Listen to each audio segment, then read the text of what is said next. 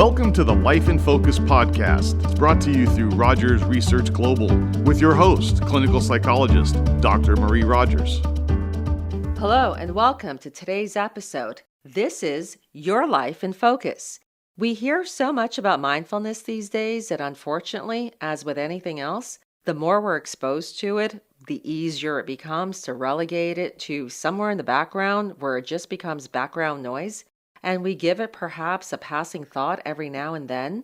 I believe the practice of mindfulness is way too important to dismiss or minimize it. I also believe that the practice of mindfulness is the antidote to stress.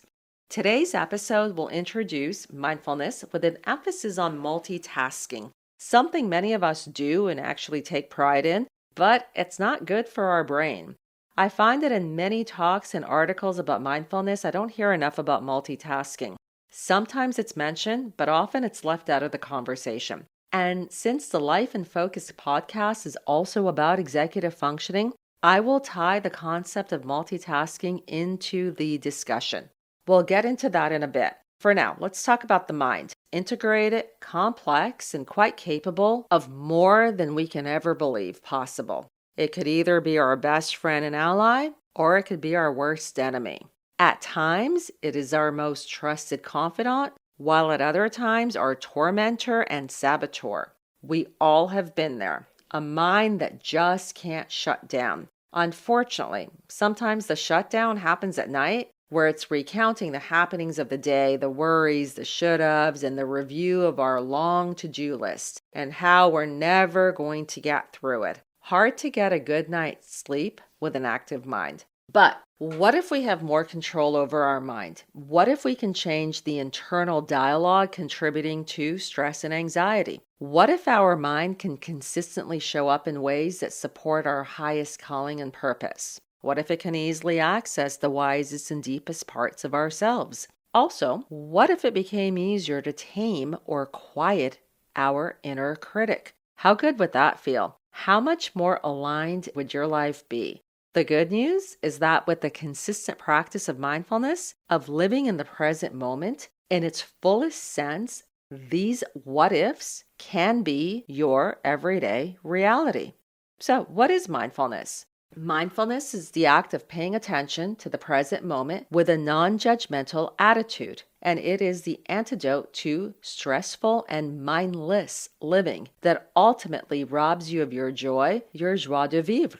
Mindfulness is a mental state best characterized by focused attention, awareness, and acceptance of being in the now.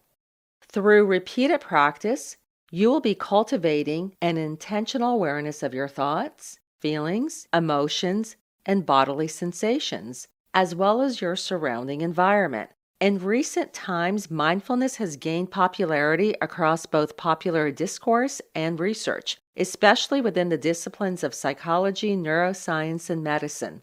Growing research supports its role in stress management, anxiety regulation, and enhanced cognitive and interpersonal functioning. With each mindful intention to connect with the present moment, you are cultivating calmness, clarity, and equanimity. As incoming stimuli is typically judged as good or bad, positive or negative, mindfulness helps you to see these as is with no need to evaluate or judge. Keep in mind, even the best laid plans can go wrong. For example, the trip you've been looking forward to may get canceled at the last minute. The job promotion you expected and deserved may be offered to a coworker or a less experienced individual. Or the relationship you believed was going so well comes to a shocking end. Life has a way of delivering situations and circumstances that are upsetting, disappointing, and/or unfair.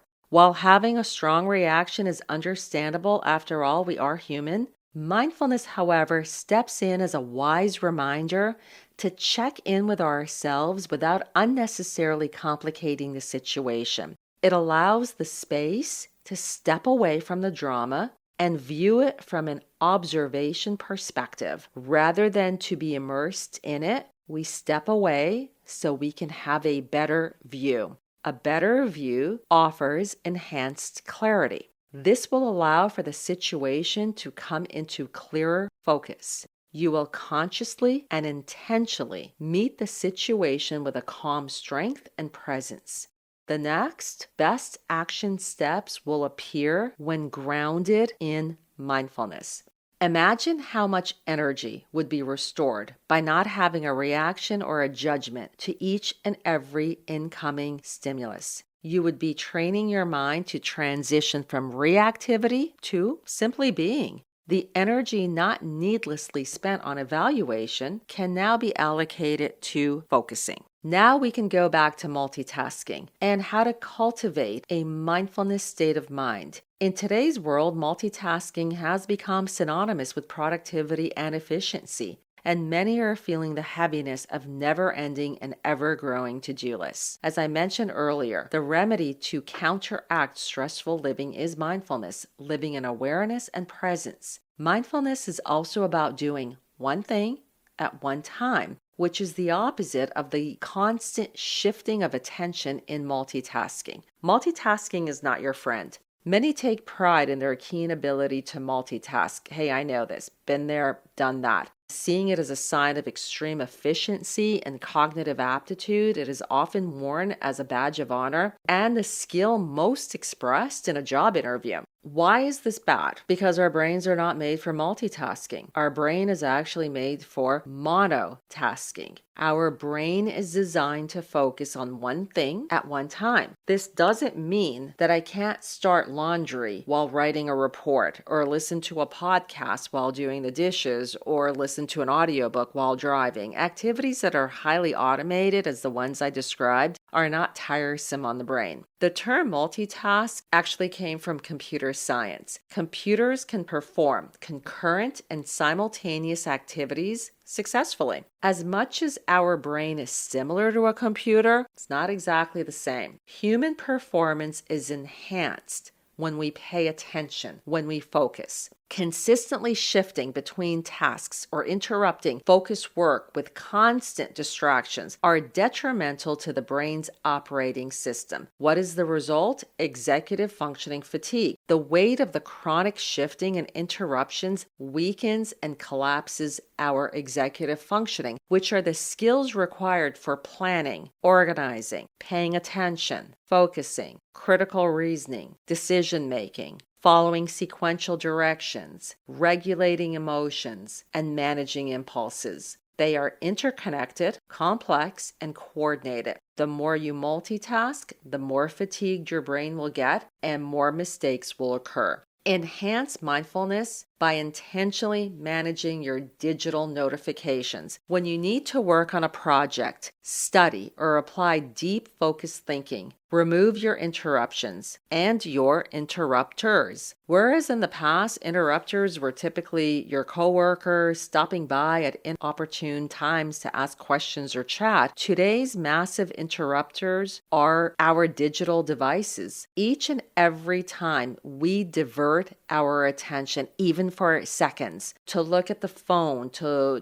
read a text message, to visit social media, we will require minutes of refocusing time to get back to the activity at hand. These minutes add up. This back and forth shifting quickly tires the brain, and it will operate slower and slower with each sequential interruption. Try to work in preset increments of 30, 45, or 60 minutes before taking a break. The accomplishment of any particular learning activity, project, etc., will be dependent on the minutes and eventually the hours of focused attention. The more attention you give something, the larger it will grow.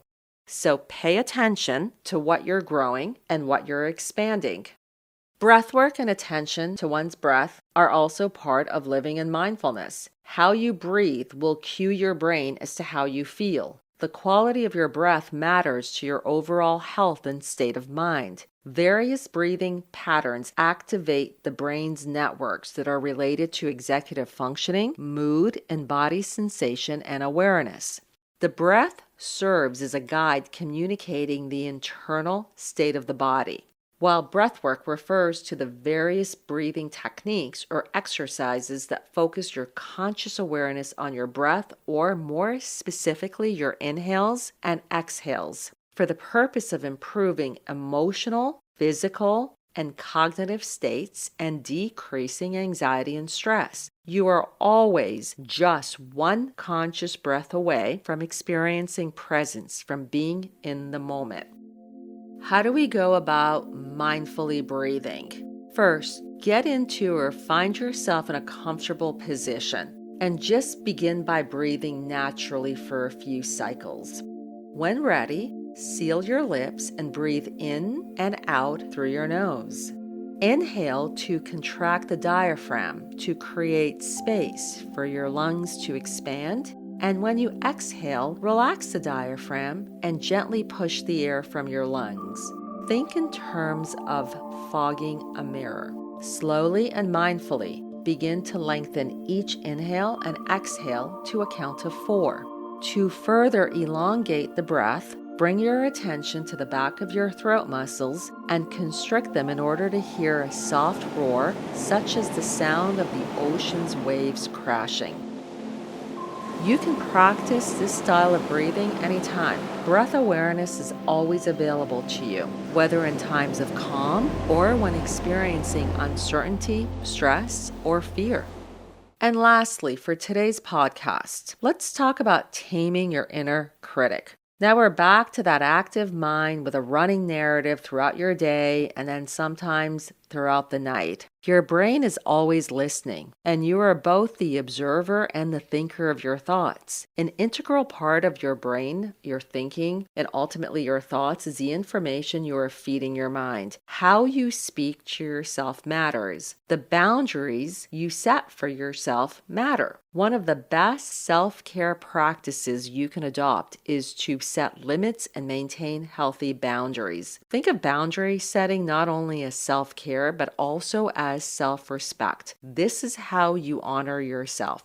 Quieting your inner critic and practicing self-kindness can be accomplished by initially recognizing this internal narrative and separating it from who you are and your truth. Acknowledge that you are more and greater than this voice. Challenge your inner critic. Ask yourself questions such as, is this true? And is there a different way for me to look at this situation? Another effective strategy would be to ask yourself what you would say to a friend or someone you love in a similar situation or circumstance.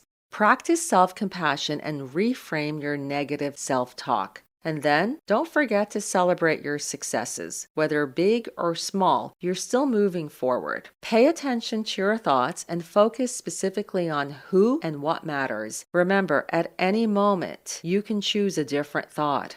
At any moment, you can choose a better thought.